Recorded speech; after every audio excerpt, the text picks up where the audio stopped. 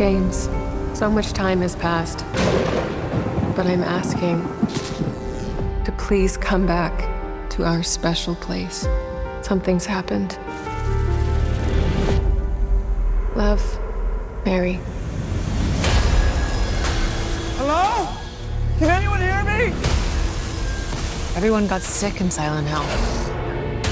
Something's happened here. Something really, really bad. Well, after a little over a decade, we got another Silent Hill movie. And was it third time's the charm? Okay. So, right off the bat, if you hear my voice and it sounds kind of like meh right now, that's because my sinuses decided to say fuck you, and it's been kicking my ass the past couple of days as of this recording. So, but that's never stopped me from watching crappy movies. Oh, whoops. Spoiler. That didn't last long, so whatever. True, this was bad. So, that's why. So, just, FYI, just so you know. But anyway, so we got Return to Silent Hill. My history with this game series is I knew about the games, but I never really played them. I played a couple here and there, but not in full. I know a lot of the monsters. I know some of the stories, and this movie is based off of the second game.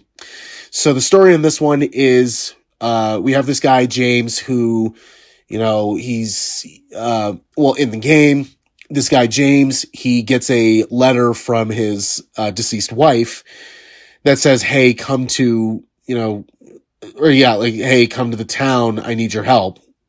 And so then he goes, and then mystery and complete, fucked up shit happens. This movie says, okay, they're not husband and wife. They're now just boyfriend and girlfriend. And he gets a letter from her saying, hey, I need you to come to this town and find me. And apparently he doesn't know how to move on, which, is just whatever. So then he goes to the town and just randomness happens. Randomness. This is the kind of movie where I can't get everything that I do not like. I can't get every point across in 10 to 15 minutes because it's just this was such a just bastardization of the second game that if you are a fan of Silent Hill, you're going to hate this. But if you're just a casual, you don't know anything about Silent Hill, you're still not going to like this movie because it is just really bad. And, I went into it going I see that everyone is just dogpiling on it, we'll see. And I watched it and I went, wow, that was actually really bad. Now, I've seen the first Silent Hill movie and I thought that was just kind of okay. But one thing that I did really like about it is that atmosphere, it nailed. It was nailed. And this is the same director as that one.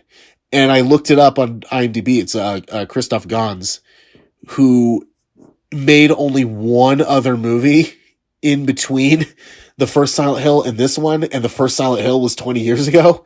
So I'm like, oh, man. So, okay. But, the positive out of the way, the only things I can give positive about this is atmosphere. It was really cool. It was very atmospheric, but also the, some of the camera work too, I thought was kind of cool. Some of the camera work. There are certain parts in here where they just do random shots that made no sense, didn't add anything to it, and just looked really off-putting. But some of the camera shots, landscaping shots or long shots, I thought were pretty cool. Now, that's kind of the only thing I could give it that's positive. Because, if you know the second game, it's, this guy, James, he goes and finds, his dead wife named Mary, and he goes to the town of Silent Hill, and it's just crazy. It's just nuts this movie says, okay, let's try to, in some aspects, try to connect it to the first movie with the whole cult thing going on with the first movie. And it just doesn't work. It comes off like, what the hell are you guys doing? There was no point to add a connection to the first movie. It was like what they could have done, something with like what Predator's been doing, where each movie it's set in a different timeline or set in a different time, and then just make it around that. You don't need to try to connect all these movies. And it just doesn't work. It feels very shoehorned. The writing in this is just really banal. It's really bizarre. Some of the things they do, I'm like, what the hell are you doing? Like in the game, I'm sorry I keep comparing it to the game, but it's almost like this movie wanted you to play the game, and there's certain aspects into the movie, like certain parts of the movie that are missing, that feel like they're missing, and you have to have played the game to know what has happened. And it's just really, really just lazy and bizarre. But in the game, every monster and creature in the town of Silent Hill was a representation of something in James's mind. And that was really cool. Here, they're just there. They're just there. They try to connect something with Pyramid Head. That shit was lame. It was really lame. And it also doesn't help that, James, you just don't really care about him. And another thing too is that this movie tries so fast to try to get to the town that they pass by so many things of character development.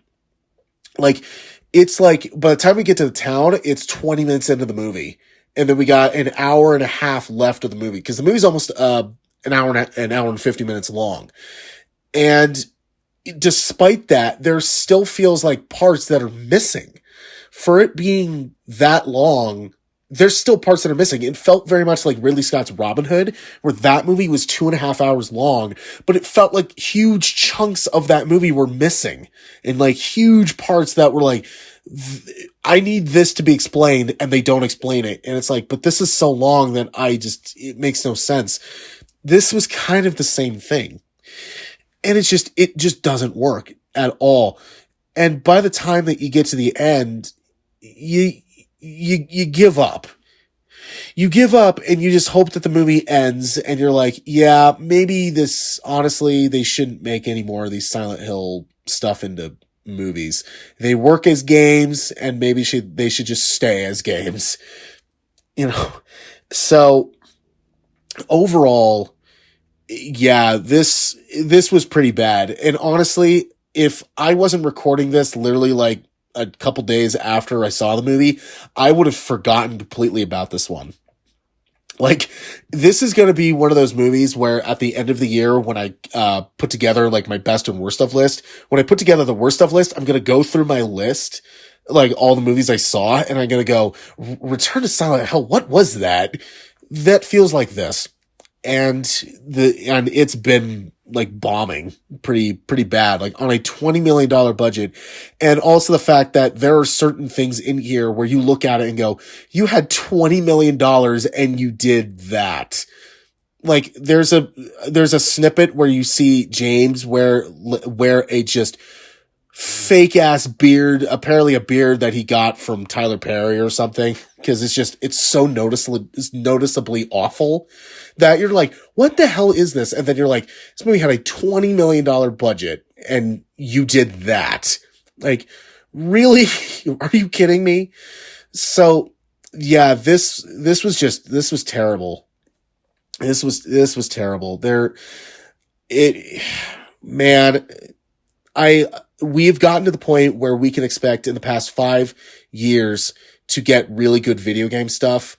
But also in the past 5 years, a lot of the time, movies or TV shows say, hey, let's concentrate on the lore.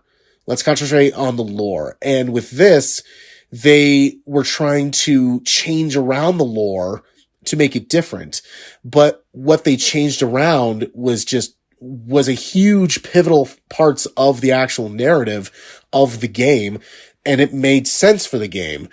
And when they didn't do it here, it fell on its face. It made no sense, and there was no reason to actually do that.